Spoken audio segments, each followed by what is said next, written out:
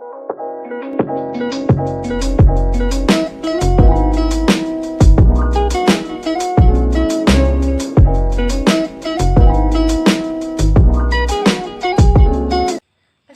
warahmatullahi wabarakatuh. Saya Aisyah Triamaningrum dari kelas 12 IPA 1 akan menjelaskan video membuat keripik kentang guna memenuhi ujian praktek mata pelajaran PKWU.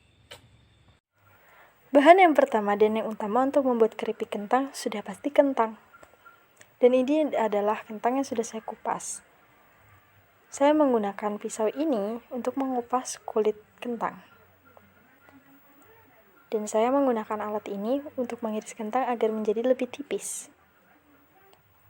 Dan di sini saya juga memerlukan garam secukupnya dan air untuk merendam kentang sebelum digoreng. Saya juga butuh minyak goreng untuk menggoreng kentang. Dan di sini kentang diiris menggunakan alat tersebut.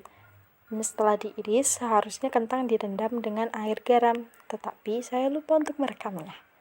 Selanjutnya, kentang yang sudah diiris dan direndam tadi digoreng di minyak panas.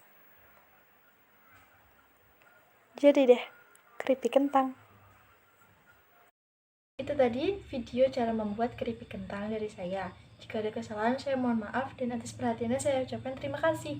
Wassalamualaikum warahmatullahi wabarakatuh.